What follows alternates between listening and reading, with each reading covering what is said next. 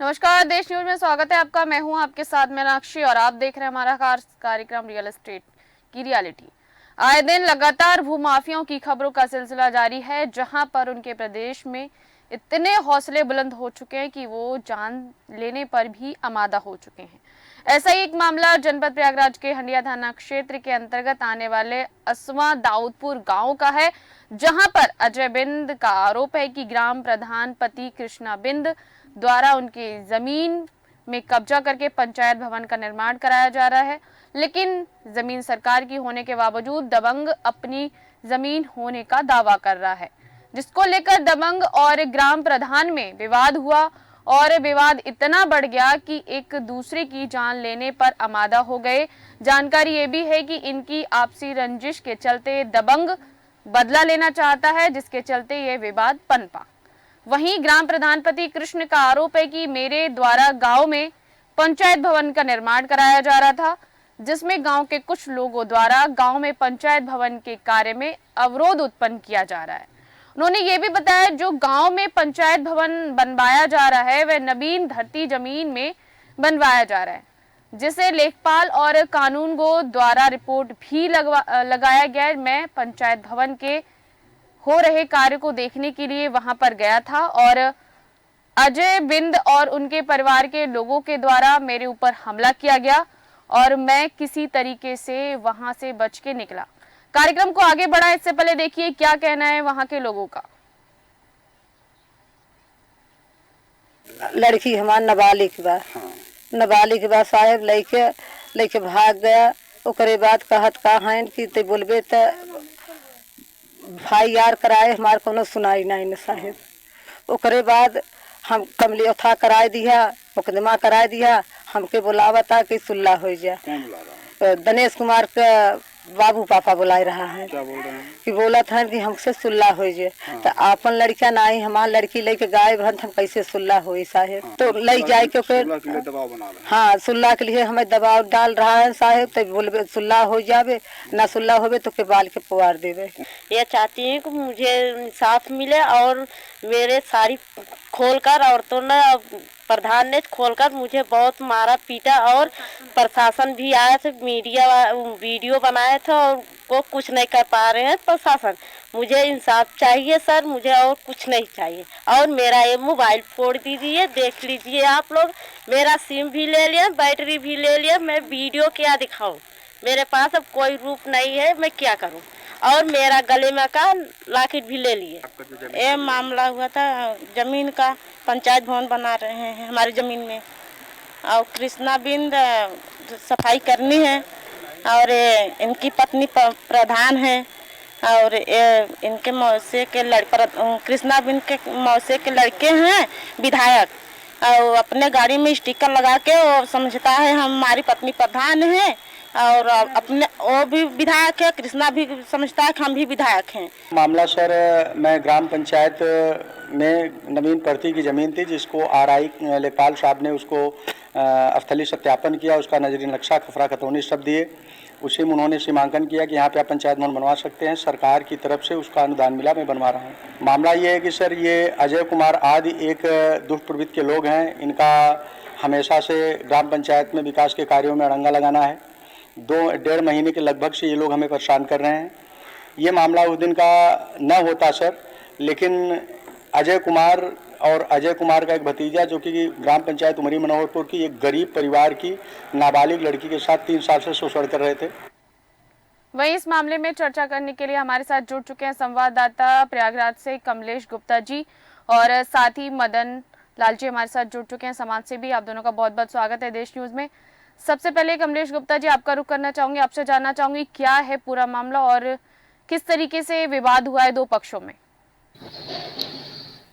देखिए मीनाक्षी, आपको बता दूं कि दरअसल पूरा मामला जनपद प्रयागराज के हंडिया थाना अंतर्गत आने वाले असमा दाऊदपुर का है, जहां पर बीते दिनों जो अजय बिंद हैं उनके भतीजे के द्वारा एक गांव की लड़की को लेकर भाग जाया गया, जिसके बाद गांव में काफी छानबीन हुई, खोजबीन हुई, जिसके बाद पता चला कि अजय बिंद का भतीजा अनिल बिंद उस लड़की को लेके भागा है और जबकि लड़की की उम्र कम बताई जा रही है, 18 वर्ष से कम बताई जा रही है, उसे नाबालिग बताया जा रहा है। तो ग्राम प्रधान जो कृष्णा बिंद है ग्राम प्रधान पति, उनके द्वारा महिला की तरफ से, लड़की की तरफ से पैरवी की गई, जिसके खुन्नस खाकर जो अजय बिंद है और उनके भाई आजाद बिंद है, उनके परिवार के जो भी लोग हैं, उनके द्वारा साजिश के तहत पंचायत भवन पे जाकर कृष्णा बिंद से विवाद किया गया। जिसके बाद कृष्णा बिंद थाने, हंडिया थाने में शिकायत करने के लिए आ रहे थे, तो रास्ते में ही आजाद बिंद, जो कि पहले से थाने पे मौजूद था, थाने से पुलिस लेके जा रहा था कृष्णा बिंद के घर पे,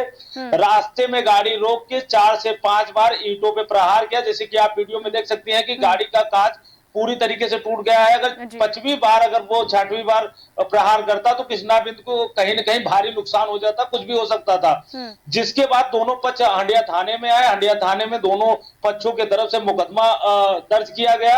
लेकिन सबसे बड़ा यह सवाल है कि जिस जमीन पे अजय बिंद अपना दावा कर रहे हैं कि ये जमीन मेरी है, दरअसल वह जमीन नवीन पर्ती की जमीन है, जिसके बारे में क्षेत्रीय कानून गो, क्षेत्रीय लेखपाल के द्वारा साफ तौर पे रिपोर्ट लगा दिया गया है। और रिपोर्ट में साफ तौर पे है कि जो भी पंचायत भवन का निर्माण हो रहा है वो जमीन नवीन पर्ती की है, सरकारी जमीन है, जिसमें पंचायत भवन बनाया जा सकता है। लेकिन जो अजय बिंद लगातार दावा कर रहे हैं, उनके पास कोई भी साक्ष्य, कोई भी एविडेंस नहीं है, जिसके वजह से कानून गो और लेखपाल के द्वारा कृष्णा बिंद के पक्ष में यह रिपोर्ट लगाई गई है। साफ तौर पे देखा जाए तो जिस तरीके से ये जमीन पे कब्जा करने का प्रयास कर रहे हैं, प्रदेश की योगी सरकार भू माफियाओं पे जिस तरीके से अपना शिकंजा कस रही है, जिस तरीके से दबाव बना रहे हैं, देखा जाए तो ग्रामीण क्षेत्रों में उसका दबाव कम होता नजर आ रहा है, उनका दबाव कम होता नजर आ रहा है। जो उनका हंटर चल रहा है, जो उनका बुलडोजर चल रहा है, उसका प्रभाव भी खत्म होता नजर आ रहा है। जो भूमाफिया किस्म के लोग हैं वो सरकारी कार्य में भी बाधा डालकर अपनी जमीन बताने का कार्य कर रहे हैं। जी मीनाक्षी जी। कमलेश जी, जैसे कि जानकारी मिली थी कि जो जमीन है वो सरकारी जमीन है, उस पर दबंग ने, अजय बिंद करके जो दबंग है, उसने अवैध कब्जा किया था। लगभग कितने दिन पहले उसका ये कब्जा था, जहां पर अब पंचायत भवन बन रहा है, तो वो इसका कहीं ना कहीं विरोध कर रहा है और जिसके चलते ग्राम प्रधान को आहत कर रहे हैं और कहीं ना कहीं उनके साथ उसने वाद विवाद भी किया और जान से उनको मारने की धमकी भी दी। देखिए, दरअसल मामला यह है कि जो जमीन थी, जमीन पे किसी तरीके का निर्माण नहीं किया गया था और वहां पे सामान रखे जाते थे, लकड़ी कूड़ा करकट रख के वो अपना कब्जा कर रहे थे। और वो जमीन जो है, अजय बिंद का कहना है कि हमारे परिवार के लोगों को पट्टा में मिला है, जबकि इनका पट्टा पहले से ही निरस्त हो चुका है और उस जमीन पे इनका दूर दूर तक कोई संबंध नहीं है। वह जमीन पूरी तरीके से सरकारी लैंड है, नवीन पर्ती की जमीन है और उसमें आरआई और लेखपाल के द्वारा स्थलीय निरीक्षण करने के बाद ही ग्राम प्रधान ने वहां पे पंचायत भवन बनवाने का कार्य शुरू कराया था। जिसके बाद बात विवाद बढ़ता गया और कृष्णा बिंद ने इसकी जानकारी उच्च अधिकारियों को भी दी थी। लेकिन सबसे बड़ा यह सवाल है कि दबंगों के हौसले इस तरह से बुलंद है कि हंडिया पुलिस के सामने ग्राम प्रधान पति के ऊपर ईंटों से प्रहार कर दिया। अगर मौके पर हंडिया पुलिस पहुंचकर अगर उनको काबू में नहीं करती तो आज ग्राम प्रधान पति की मौत भी हो सकती थी या कोई बड़ा हादसा हो सकता था। तो कहीं न कहीं ये जो मनपड़ किस्म के दबंग लोग हैं, इनके ऊपर एक बड़ा सवाल खड़ा होता है और हंडिया की जो प्रशासन है, चाहे वो पुलिस विभाग हो, चाहे वो राजस्व विभाग हो, उनके ऊपर भी एक बड़ा सवाल खड़ा होता है कि यदि अगर ये जो वो माफिया टाइप के जो लोग हैं, दबंग टाइप के जो लोग हैं, उनके ऊपर जो अधिकारी है, जो कर्मचारी है, वो दबाव क्यों नहीं कर रहे हैं, उनके ऊपर वो अपना अंकुश क्यों नहीं लगा रहे हैं। कहीं न कहीं एक बड़ी घटना को दावत देने का कार्य हो रहा है। जी कमलेश जी, आपने बिल्कुल सही कहा कि इस बीच जो ग्राम प्रधान है उनको कुछ भी हो सकता था, अनहोनी उनके साथ घटित हो सकती थी। मदन लाल जी, आपका रुख करूंगी, आपसे पूछना चाहूंगी कि जिस तरीके से दबंग भूमाफिया ने जो ग्राम प्रधान है उनके ऊपर हमला किया और जो वहां का प्रशासन है वो एकदम शांत है, क्या वजह सामने आ सकती है? ऐसे में तो विकास ही नहीं होगा फिर क्षेत्र का। अगर कोई सरकारी जमीन पर अवैध कब्जा करेगा, ग्राम प्रधान उनका कब्जा हटाकर वहां पर कुछ आम लोगों के हित के लिए अगर कुछ निर्माण करता है या कोई पंचायत भवन बनाता है तो उसमें भलाई तो आम लोगों की ही है। और उसमें एक दो लोग उसका कहीं ना कहीं अवैध कब्जा कर लेते हैं उस जमीन पर, तो कहीं ना कहीं खामियाजा तो जो है ग्राम प्रधान उसको भुगतना पड़ता है, उसके ऊपर वार किया जाता है। सही बात यह है मैम, जिस तरीके से अभी उस ग्राम पंचायत का जो मसला है उसको मैंने बहुत गहनता से उस मामले को मैंने देखा है और उस मामले में एक मानसिकता जो गांव के लोगों की होती है ना, कि जब कभी कोई विकास का कार्यक्रम आगे बढ़ाने का काम होता है तो गांव की राजनीति ही ऐसी होती है कि हमेशा एक दूसरे के विरोध स्वरूप काम को रोका जाता है। यहाँ क्या होता है ना कि विरोध करने के लिए ही विरोध किया जाता है। बिल्कुल। उनका ये मसला नहीं होता है कि काम होना चाहिए, विकास होना चाहिए, नहीं होना चाहिए। गांव की रंजिश ऐसी चीज ही होती है। और अभी जो प्रधान जी हैं वो पंचायत भवन बनवा रहे हैं, तो वो कोई अपना व्यक्तिगत चीज तो नहीं बनवा रहे हैं कि घर की कोई संपत्ति वो बनवा रहे हैं। वो तो गांव के विकास के लिए, अगर वहाँ सचिवालय बन रहा है तो जाहिर सी बात है कि वहाँ गांव के सारे लोगों से फलीभूत होंगे, उनका फायदा होगा। लेकिन गांव के जो जमीन कब्जा करने वाली प्रवृत्ति के लोग हैं, अगर वो इस तरीके से काम करते रहेंगे तो ये बहुत उचित बात नहीं है। प्रधान जी ने अपना स्पष्ट किया कि ये मेरी कोई व्यक्तिगत संपत्ति नहीं है और आपकी भी नहीं है, और मैं उसमें कोई व्यक्तिगत काम नहीं कर रहा हूँ। और उसमें लेखपाल आरआई और एसडीएम के मुहर सहित वहाँ पे वो बताया गया है कि वो जमीन नवीन परती है, बल्कि किसी व्यक्ति विशेष की नहीं है। तो उसमें तो कहीं किसी भी तरीके से कोई अड़चन नजर नहीं आती है कि उस काम को करने में कोई बाधा हो। लेकिन जो दबंग किस्म के लोग हैं, जो जिनकी प्रवृत्ति होती है गांव का विकास का रोकना, और नाली, सड़क, चक्रोट, स्कूल, विद्यालय, इस सारी जगहों पे लोग पुरानी चुनावी रंजिश को लेते हुए हमेशा वाद विवाद खड़ा करते रहते हैं। पुरानी खुन्नस निकालने के लिए गाँव का काम नहीं होने देते। और क्या होता है कि प्रधान हमेशा लोकल बॉडी का, जिससे कि गांव के लोग सीधे जुड़ जाते हैं। वो विधायक तक पहुंचने में समय लगता है, सांसद तक पहुंचने में समय लगता है, लेकिन प्रधान ही एक ऐसा पद होता है जहां से गांव के लोग सीधे उससे जुड़े हुए होते हैं। तो गांव के जो शांति प्रिय लोग हैं, उनकी अपेक्षाएं होती हैं कि वो गांव के प्रधान से कुछ काम निकलवाएं और वो काम हो। लेकिन जब इस तरीके की मानसिकता के लोग जो सरकारी जमीन को अपनी जमीन बताते हैं, ऐसी परिस्थिति में फिर प्रधान की तो कोई कमी नहीं रह जाती। लेकिन जो गांव के भोले भाले लोग हैं वो हमेशा गांव के प्रधान को ही उलाहना देते हैं कि आपके कार्यकाल में कोई काम नहीं हुआ। तो इस तरीके से ये जो मनबढ़ लोग हैं, जो इनकी प्रवृत्ति है कि सरकारी संपत्ति को अपने जमीन बताना, इनके ऊपर मुझे लगता है कि कठोर से कठोर कार्रवाई होनी चाहिए और एंटी भू माफिया के तहत भी इनके ऊपर कार्रवाई होनी चाहिए। पुलिस प्रशासन अपना बल प्रयोग करते हुए भी वहाँ पंचायत बनवाने का काम किया जाना चाहिए। जी बिल्कुल, आपने बिल्कुल सही कहा, क्योंकि कहीं ना कहीं ग्राम प्रधान जो होता है वो एक ऐसा माध्यम होता है जो आम लोगों की समस्याओं को सुनता है और उनका कहीं ना कहीं निराकरण भी करता है। वापस से कमलेश जी आपका रुख करूंगी, आपसे पूछना चाहूंगी, क्या ये मामला आपसी रंजिश के चलते इतना बड़ा है, क्या लगता है? जी बिल्कुल मीनाक्षी, मैं आपको बता दूं कि जिस लड़की को लेके भागने का आरोप लगाया गया है अजय बिंद के भतीजे अनिल बिंद और उनके परिवार पे, साफ तौर पे देखा जाए कि तो उनकी भी जमीन कब्जा करने का पूरी तरीके से प्रयास चल रहा है। जो पीड़ित महिला, आप जैसे वीडियो में देख रहे हैं कि महिला के रहने के लिए उसके पास पक्के मकान नहीं है और उसके जमीन पे भी जबरन कब्जा करने का प्रयास कई बार किया जा चुका है। हालांकि गांव के लोगों के द्वारा गरीब व्यक्ति की मदद की गई, जिसकी वजह से ये दबंग लोग, ये भूमाफिया लोग उस जमीन पर कब्जा नहीं कर पाए। लेकिन प्रयास इनका अभी भी जारी है और ये इतने मनबढ़ हो चुके हैं कि गांव में, क्षेत्र में कोई भी जमीन अगर मिल जाए तो उसे कब्जा करने में कतई भी तनिक भी देरी नहीं करेंगे। अब इनका मनबढ़ होने का कारण कहीं न कहीं स्थानीय प्रशासन को कहा जा सकता है, क्योंकि जिस तरीके से विवाद के मामले में ग्राम प्रधान पति के ऊपर लूट का मुकदमा लिखा गया है, कहीं न कहीं यह एक चिंता का विषय है और एक बड़ा सवाल है। क्योंकि हम भी जानते हैं और आप भी जानते हैं कि जहां, दर्शक भी जानते हैं कि जहां पे मारपीट होती है वहां पे लूट नहीं किया जा सकता। हालांकि लूट के दौरान तो मारपीट की जा सकती है, लेकिन मारपीट के दौरान लूट नहीं किया जा सकता। तो लूट का मुकदमा भी लिखना एक अपने आप में सवाल है कि आखिर मनबढ़ दबंगों के पक्ष में इतने ज्यादा मतलब उनका मन बढ़ाना कहीं न कहीं आगे बड़े हादसे को दावत दे रहा है। ये भूमाफिया टाइप के जो लोग हैं हर जगह पे ये अपना पंजा फैलाने का प्रयास करते हैं। अगर बात की जाए जो राजस्व टीम है वो इतनी गहरी निद्रा में है। यही हडिया कस्बा क्षेत्र में ही जिस व्यक्ति को मरे 40 से 50 वर्ष हो जाते हैं, उसके नाम से 2 वर्ष पहले रजिस्ट्री कराई जाती है, तो कहीं न कहीं राजस्व विभाग की बहुत बड़ी कमी है।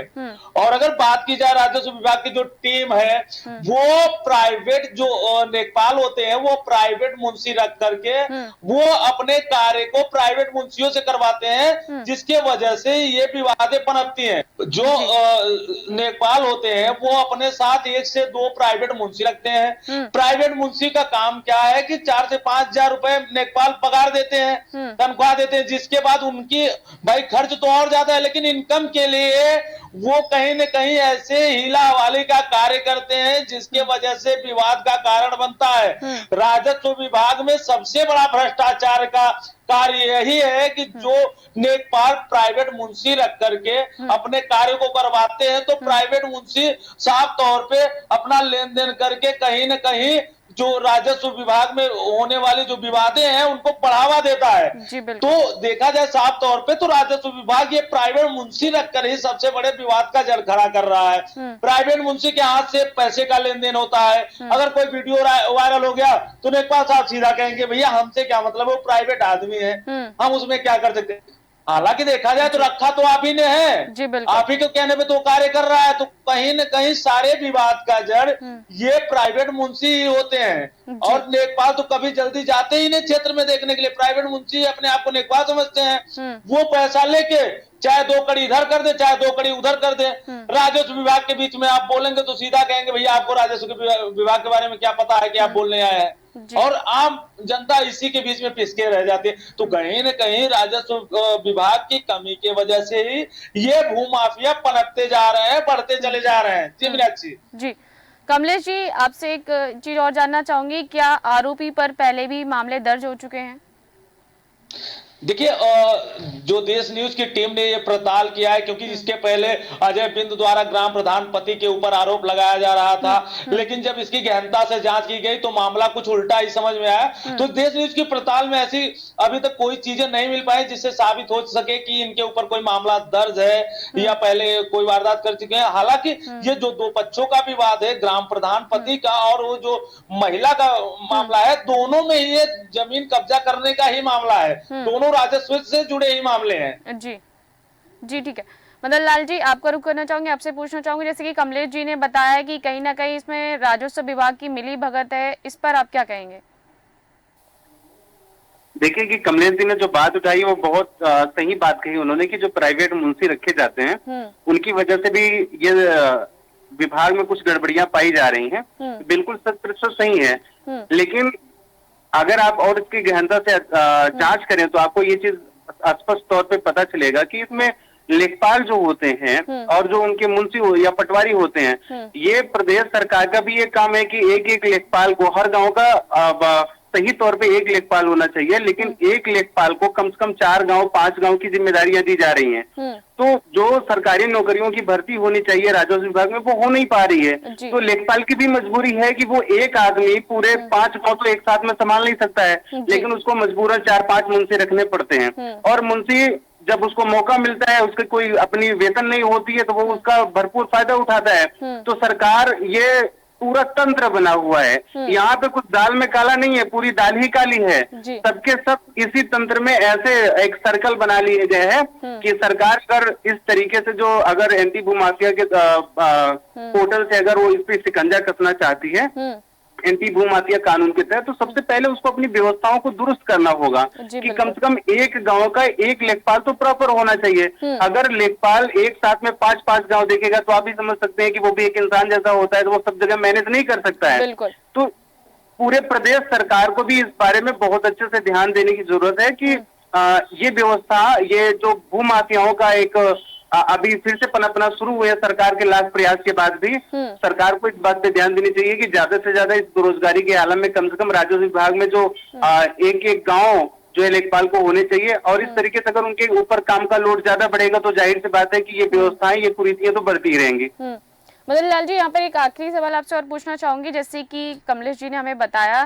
कि जो लेखपाल है वो एक निजी मुंशी को रखते हैं कहीं ना कहीं, लेकिन सवाल यहाँ पर ये भी उठता है, लेखपाल के पास सभी जमीन, कृषि से लेकर सारी चीजें उसके पास होती है, सभी दस्तावेज उनके पास होते हैं। अब जब कोई वो निजी मुंशी रखते हैं तो उनकी जांच पड़ताल वो करने जाते हैं। अब यहाँ पर अगर कोई गड़बड़ियां होती हैं तो फिर उसके लिए जिम्मेदार कौन होगा? और कहीं ना कहीं ऐसी चीजें भी सामने आती हैं कि कई लोगों की जमीन बिना किसी जांच पड़ताल के बेच दी जाती है, उसको 2 से 3 महीने बाद पता चलता है कि उसकी जमीन की रजिस्ट्री किसी और के नाम हो चुकी है, क्योंकि वो तो निजी मुंशी था, अब उसकी तो कुछ बात ही नहीं, वहां पर मामला वहीं से खत्म हो जाता है।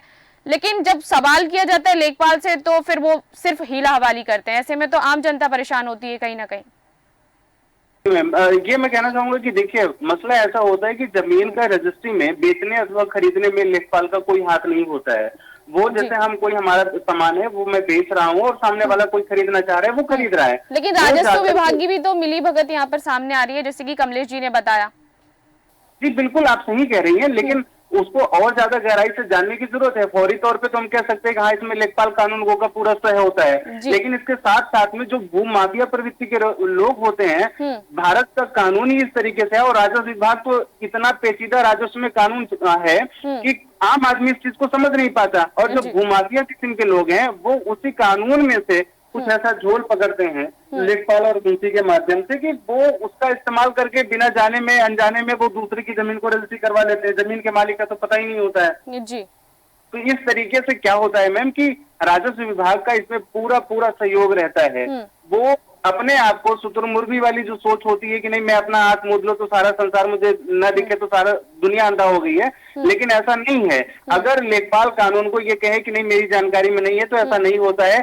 सारी चीजें उनके सह पे होती है और जो इसके ऊपर के अधिकारी भी होते हैं तो उनका भी कहीं ना कहीं लेखपाल के ऊपर हाथ होता है। तो ये एक पूरा तंत्र बना हुआ है और ये तंत्र जो है कि आम आदमी इसमें पिस रहा है और पिसने का वजह यही है कि प्रदेश सरकार इस पे कठोर कार्रवाई करे। किस तरीके की जो मानसिकता के प्रवृत्ति के लोग हैं उनके ऊपर कार्रवाई अगर नहीं करेगी तो आने वाले दिनों में ऐसी घटनाएं तमाम होती रहेंगी, क्योंकि व्यक्तिगत रंजिश खास तौर पे गांव का जो चुनाव है, देश न्यूज का तो मैं बहुत आभारी हूं कि कम से कम ऐसे लोकल मुद्दों को वो अपने प्लेटफॉर्म पे रखते हैं कि आम लोगों तक ये बात पहुंच पाए।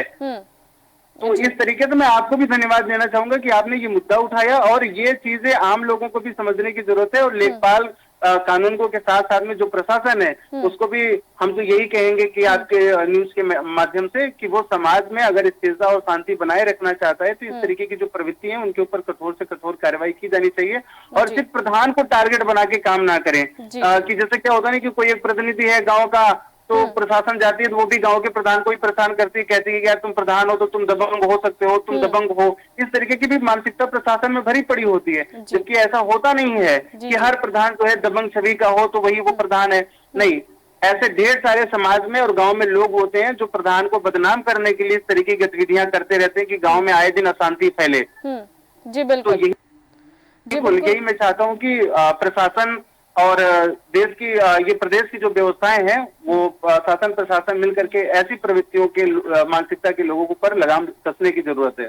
जी कमलेश जी, आपसे एक आखिरी प्रतिक्रिया लेना चाहूंगी। इस पूरे मामले में प्रशासन की जांच कहां तक पहुंची और क्या क्या जांच पड़ताल अब तक हो चुकी है इस पूरे मामले में? देखिए, इस मामले में जो आरआई है और जो लेखपाल है क्षेत्रीय, उनके द्वारा स्थलीय निरीक्षण की गई है। स्थलीय निरीक्षण के जो वहां से रिपोर्ट निकल के आई है उसमें साफ तौर पे दिखाया गया है कि जो ये जमीन है ये नवीन प्रति की जमीन है और इसमें ग्राम प्रधान द्वारा राजस्व विभाग की जांच करवाने के बाद वहां पे निर्माण कार्य शुरू कराया गया है। लेकिन जो दबंग किस्म के लोग हैं ये इस चीजों को मानने के लिए कतई तैयार नहीं और ये सीधा कह रहे हैं कि ये जो जमीन है ये हमारी है। हालांकि अब तक उनके पास से कोई भी ऐसा दस्तावेज नहीं हो पाया है कि जिससे साफ हो सके कि ये जमीन अजय बिंद्या या उनके परिवार के किसी व्यक्ति के नाम पर हो। लेकिन वो लगातार अपने दावा रखने में कोई भी कमी नहीं कर रहे हैं। ऐसा ये पहला मामला नहीं है प्रयागराज का कि जहां पे राजस्व विभाग की कमी से जो भूमाफिया हैं वो आगे पनप रहे हैं। ऐसा ही एक मामला हंडिया थाना क्षेत्र के हंडिया तहसील क्षेत्र के फेलसी गांव में भी हुआ था, जहां पे बार बार तहसीलदार या एसडीएम के आदेश के बाद भी एक अवैध कब्जा आज 2 सालों में नहीं हटवा पाया गया। एक गरीब किसान का लड़का अपनी जमीन को पाने के लिए दर दर भटक रहा है। वहीं पे जब प्रशासन से बात किया जाता है तो आजकल कहकर टाल दिया जाता है। तो कहीं न कहीं ये जो घोटाले हैं वे जो स्थानीय राजस्व टीम है उसकी जो मिली भगत से होते हैं। स्थानीय जो राजस्व टीम है उसके जो काम चोरी है उसकी वजह से होती है। जी बिल्कुल। तो इसके जिम्मेदार भी स्थानीय राजस्व कर्मी है, उनके द्वारा ना तो स्थान पे जाया जाता है। अगर आप इस मामले में पुलिस के पास जाएंगे तो जब से प्रयागराज जनपद में कमिश्नरेट लागू हुआ है, पुलिस कमिश्नरेट लागू हुआ है, तो साफ तौर पे पुलिस द्वारा यह बताया जाता है कि भैया ये मामला राजस्व विभाग से जुड़ा हुआ है, इसमें हम नहीं जा सकते। जी बिल्कुल। तो राजस्व विभाग जब यहाँ पे आके पुलिस प्रशासन की मांग करेगा तब जाके पुलिस प्रशासन मौके पे जाएगी। लेकिन सबसे बड़ा सवाल यह है कि जिस दिन पुलिस प्रशासन मिलेगी उस दिन राजस्व टीम नहीं मिलती, जिस दिन राजस्व टीम मिलेगी उस दिन पुलिस प्रशासन नहीं मिलती। तो कहीं न कहीं ये आम जनमानस को घुमाने का और वर्गलाने का कार्य किया जा रहा है। और जिस ऐसे में जो आम जनमानस है, जो आम लोग हैं, गरीब जनता है, वो कहीं न कहीं लगातार प्रताड़ित की जा रही है और राजस्व विभाग के चक्कर काटते काटते उनके जो वो घिस दिए जा रहे हैं। जी बिल्कुल। तो ये जो गरीब जनता है आखिर गुहार लगाए तो किसके पास वो गुहार लगाए? जो स्थानीय कर्मचारी, जो स्थानीय अधिकारी हैं, वो तो सुनने के लिए कतई तैयार ही नहीं है। तो ऐसे में आम जनमानस किससे गुहार लगाएगी? हालांकि प्रदेश की योगी सरकार लगातार ये दावा कर रही है कि ये जो भूमाफिया टाइप के लोग हैं या जो माफिया टाइप के लोग हैं उनके ऊपर कार्रवाई की जा रही है, उनके ऊपर बुलडोजर चलवाए। तो कहीं न कहीं प्रयागराज के हंडिया में ये दावे फेल होते नजर आ रहे हैं, क्योंकि जो प्रदेश सरकार है वो बड़ी माफियाओं के ऊपर तो बड़ा अंकुश लगा रही है, लेकिन जो ग्रामीण क्षेत्र के छोटे माफिया है, जो गरीब तबके के लोगों को दबा के उनकी जमीनों पे कब्जा करते हैं, उन्हें दबाने का कार्य करते हैं, उन्हें मारने पीटने का कार्य करते हैं। तो कहीं न कहीं यह बड़ा सवाल है कि आखिर प्रदेश सरकार केवल बड़े माफियाओं के ऊपर ही कार्रवाई करेगी या फिर उनकी प्रशासन ये जो ग्रामीण क्षेत्र में छोटे छोटे माफिया निकले हुए हैं, भूमाफिया है, दबंग टाइप के लोग हैं, उनके ऊपर भी कार्रवाई करेगी। बाबा का बुलडोजर उनके ऊपर भी। जी कमलेश जी, आपने बिल्कुल सही कहा कि कहीं ना कहीं राजस्व विभाग या फिर पुलिस प्रशासन की मिलीभगत की वजह से ही भूमाफियाओं के हौसले बुलंद होते हैं। आप सभी का हमारे साथ तमाम जानकारी को साझा करने के लिए बहुत बहुत धन्यवाद। तो आपने देखा कि किस तरीके से प्रयागराज के मामले में हमने देखा कि वहां पर एक दबंग भूमाफिया ने एक ग्राम प्रधान पर ही हमला कर दिया, चूंकि वो अवैध तरीके से वहां पर कब्जा करके रखा हुआ था। उन्होंने उस कब्जे को हटवाया और वहां पर भवन निर्माण करने के लिए और उचित कार्रवाई की। लेकिन कहीं ना कहीं जो दबंग भूमाफिया उसकी अच्छी पकड़ पुलिस प्रशासन के होने के साथ साथ राजस्व विभाग के साथ भी है, जिसके चलते उसके हौसले बुलंद हैं। और कहीं ना कहीं ग्राम प्रधान से वाद विवाद हुआ और उस पर भी हमला किया गया, जिससे उसकी जान को भी खतरा हो सकता था। फिलहाल अब देखने वाली बात होगी कि अब पुलिस प्रशासन और राजस्व विभाग इस मामले से कैसे निपटता है। फिलहाल मेरे साथ इस कार्यक्रम में इतना ही। देखते रहिए देश न्यूज। नमस्कार।